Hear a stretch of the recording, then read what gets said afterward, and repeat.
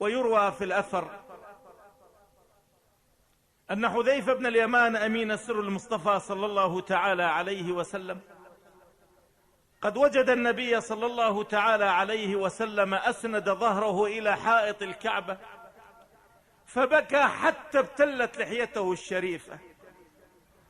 يقول: فقلت بأبي أنت وأمي يا رسول الله، ما الذي يبكيك؟ لا أبكى الله لك عينا إلا من خشيته. قال: اعلم يا حذيفة أن أمتي سوف تمحى ولا يبقى إلا رسومهم، وأن أمتي سوف تفعل خصال فإن فعلتها ابتلاهم الله بخصال أخرى. قلت: وما هي يا رسول الله؟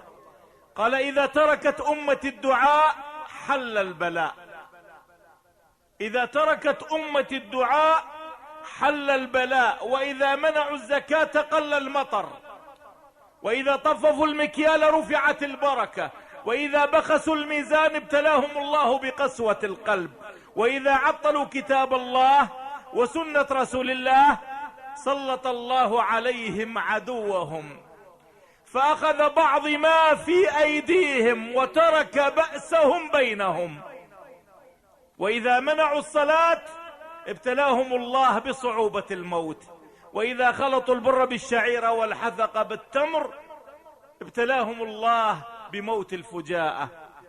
فقلت: متى ذاك الزمان يا رسول الله؟ قال: إذا خونوا المؤمن واستخانوا المؤمن وصدقوا الكاذب وكذبوا الصادق، وكثرت الخيانات وقلت الأمانات، وكثرت المساجد وقل منهم الراكع والساجد، واتخذوها للغيبة والنميمات، وافتخروا بنسب الآباء والأمهات، واستحنت الأم على البنت والبنت على الأم، أي واحدة تعير الأخرى بذنبها وعيبها، وقبل القضاة الرشوات، فلا يرى في ذلك الزمان إلا سلطانا جائرا، وحاكما ظالما، وظالما غاشما، وغنيا بخيلا، وحالفا كاذبا، يرون الحياة مغنما والممات مغرما، وإذا دعا واحد من خيارهم فلا يستجاب له دعاؤه، وتقل حشمة الدنيا، وتهان العلماء، وتسب الفقراء، حديثهم فيها الغيبة،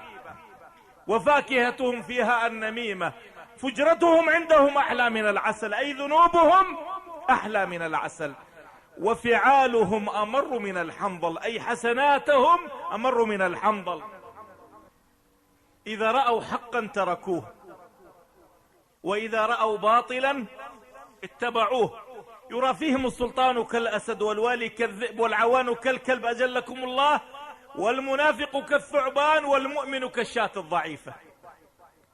فيا لها من شاة ضعيفة بين ثعبان وكلب وأسد. فإذا كان الأمر كذلك ألقى الله الفتن في سائر الأرض حتى